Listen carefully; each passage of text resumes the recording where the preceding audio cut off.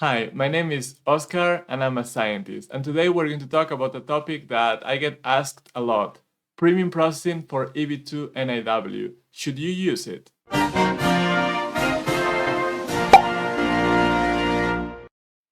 Alright, so that's the question we're trying to solve in this video. Premium processing for NIW specifically as of now. With the current situation, should you use this premium processing or should you just do a regular processing? So let's jump to my other screen and let's talk a little bit of history first. Premium processing for this category, for NIW, is very recent. It really started at the beginning of 2023, January 30th, 2023. I have a video on that you can go watch when it was announced.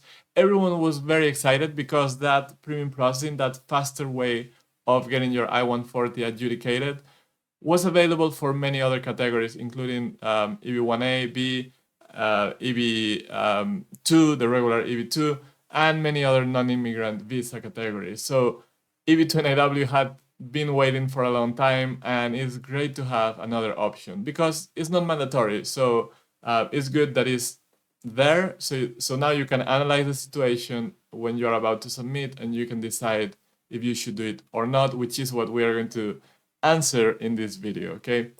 So before then, applicants did not have any option and they could only do regular processing.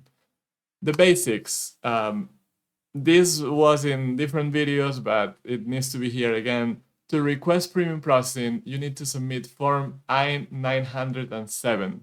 And you can do this at the time you submit your I-140. You can submit both I-140 and I-907. So you are telling USCIS you want your case to be done under premium processing, or you could do it later. You submit your I-140 first, and then later you change your mind.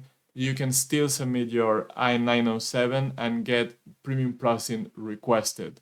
But the addresses where you submit the application will change if you do one or the other. So be sure to check the official USCIS website on the I-140 form particularly to know where you have to submit your paperwork. The cost is $2,500 per person, and there's only a principal beneficiary that will have to submit because this is only applicable to the I-140 step. You want to, well, more than you, USCIS want you to provide payment separately for the premium processing than for your I-140. So imagine that you're paying by check. You're going to make a check for the I-140, and then you're going to make a separate check for the premium processing or I-907. They need to be separate. If you put them together, you're going to have issues. You're going to have most likely a rejection of your case. And by the way, I do have a very recent video about what is the difference between rejection and denial. So go and check that out so you understand that situation very well. USCIS has 45 calendar days to take a decision if you choose to do and pay for premium processing. Why do I have an asterisk here? That's because the calendar days will most likely change to business days when USCIS finally approves the proposed fee increase. So this has been announced already. We don't know the date when the fees will change, but when they do, they will also most likely change this definition of premium processing. And it will be a bit worse because it will move from calendar days, which takes into account holidays and weekends, to business days. So then effectively it will be longer, okay? So if you want to watch that video on the whole fee proposal, I will leave a link here so you can go and watch it. And once we have news on what's going to be approved and when, we'll get into that as well, okay?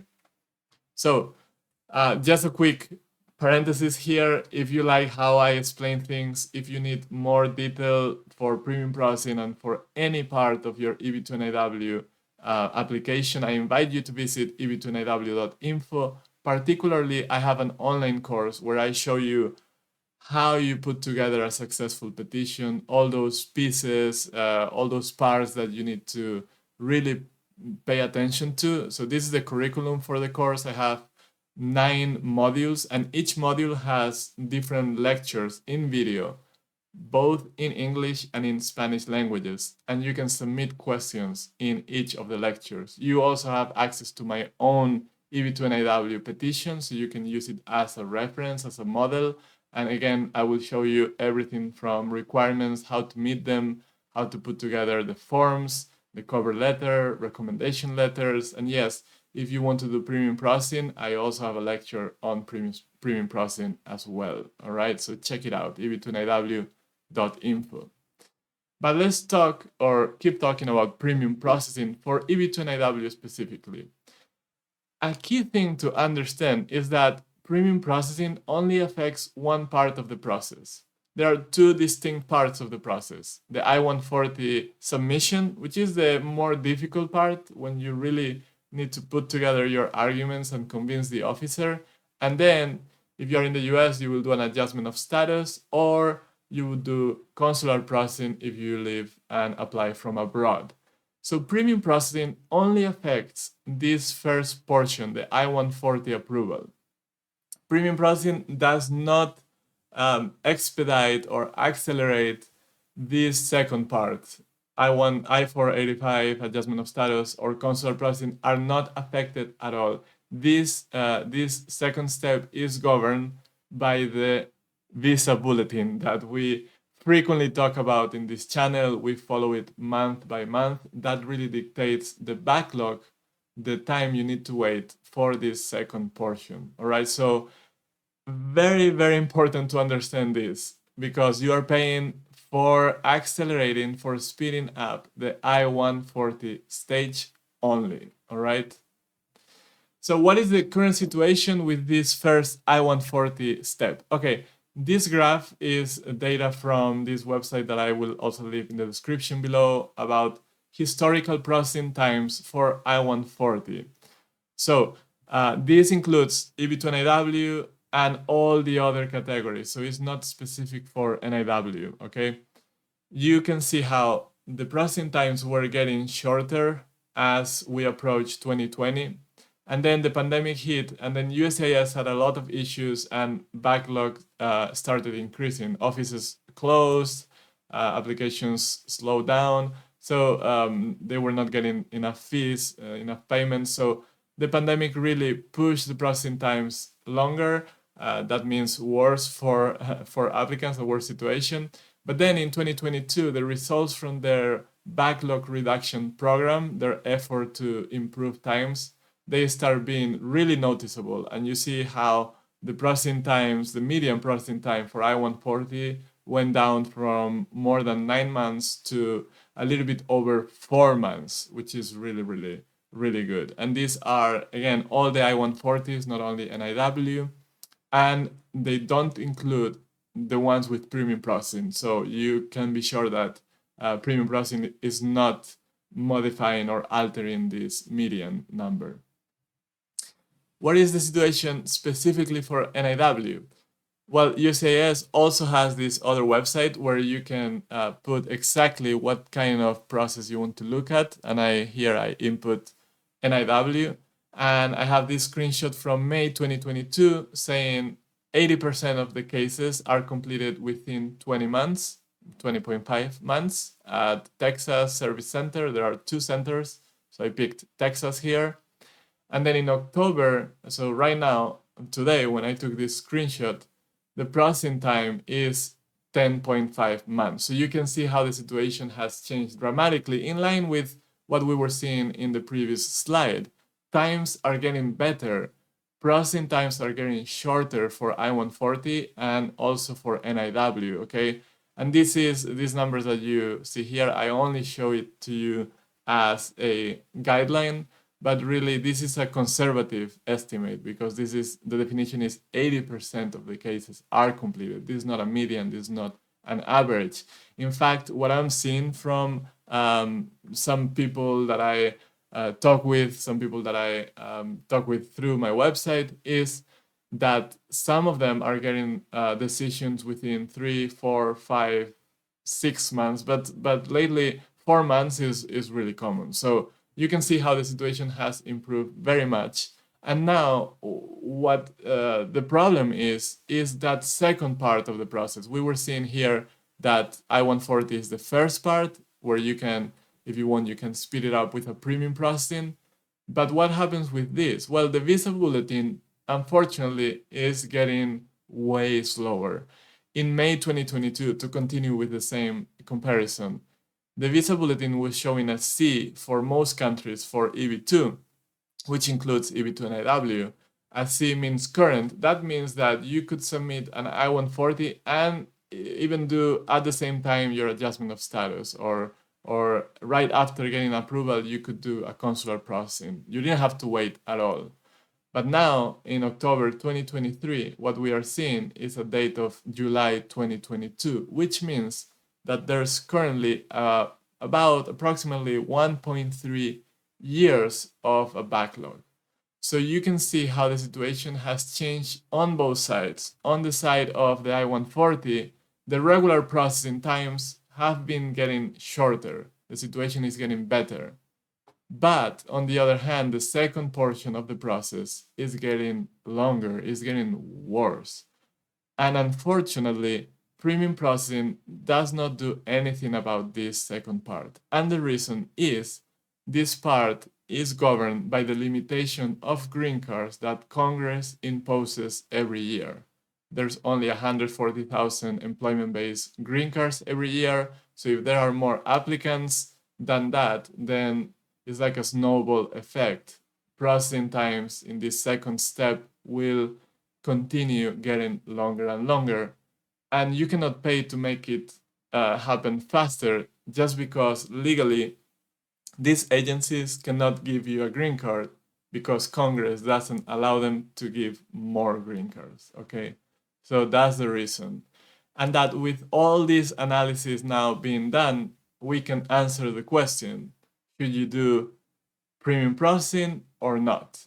All right. So again, to reiterate, right now, October 2023, the I-140 processing time is shorter than visa bulletin backlog. This means that you are likely to receive an answer from USCIS under regular processing before your priority date becomes current. So, side topic, before we answer the main question of the video. Does premium processing trigger more RFEs? What do you think? Okay, because this, basically there's no answer that I can give you as a matter of truth. There's a perception. And yes, in a few cases, I had the perception looking at some RFEs that USCIS sometimes they try to win or get some bonus time by issuing an RFE because that stops the clock, and they can let you do the work of responding, and then you come back to them. So yes, I've seen some lawyers also with that perception, but the reality is that nobody really knows if that is true or not. It could be true for some officers, it could be not true for many others. As far as we know, there's no guideline inside USCIS, and actually that would probably be illegal. So we have to go with no, there shouldn't be an effect, but it's up to you. Let me know in the comments what you think, okay? So again, should you apply for your I-140 with premium processing?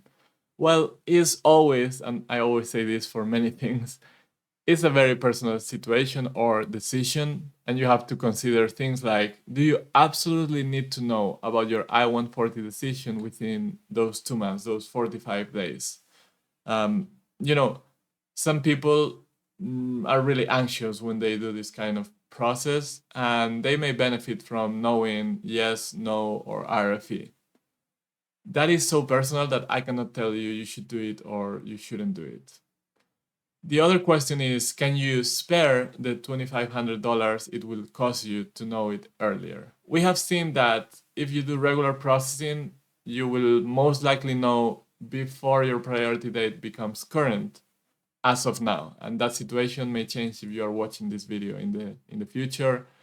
It will probably get worse, to be honest, but maybe in the very long-term future, it will get better. So can you put that money there, or should you put that money there, considering that it's not really going to speed up things for you, really. It's going to make you know earlier, but the overall process, you getting that green card, you will not get it faster. Right now in EB2 NIW, if you use premium processing, you will not get your green card faster than if you do a regular processing. But some people need to know, so I cannot decide for you, okay? Now, my personal take, if I were to do this today, I would not use premium processing for NIW. I would probably use it for EB1 A because the dates are current for most countries, but for EB2 NIW, considering I would need to wait 1.3, 1.4 years to get my priority date to be current, I don't need to know a decision. If I know that I cannot do anything with that, I rather save $2,500, put that money somewhere else, and wait for the decision. Okay, but that's my personal take. Now, there are specific situations that I know of that may justify, that may make premium processing useful. One of those situations is if you are an H-1B visa holder, if you are a worker under an H visa, there are certain advantages of having an approved I-140. For example, H-1 visa holders, they are subject to a limit of 6 years of visa. If you have an approved I-140, you may get that visa extended beyond the 6-year cap. Okay, that may not apply to you. And so as long as your priority date is not current for your green card, then you can keep renewing your H-1 visa. Also, your spouse may get an EAD card so they can work if you are under an H visa. These are very specific reasons for H visa holders. And if you are in that situation, you should consult with a lawyer or seek information out there. As you know, I'm not a lawyer and I don't give that kind of personal advice. Do you know of any other case where an I-140 approval can benefit you? If you do, leave me a comment right here because I would love to know those situations as well. As far as I know, there's not many, but I would love to hear and learn together with you, okay? So I believe, yeah, that's it from me for today. If you want more information, I invite you to visit EB2NIW.info. Join my online course if you are serious about this category. You will find that resource is the most comprehensive resource out there.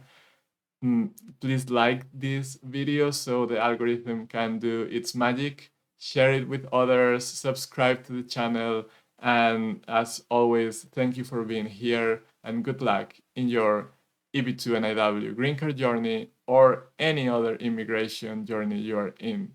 Thank you.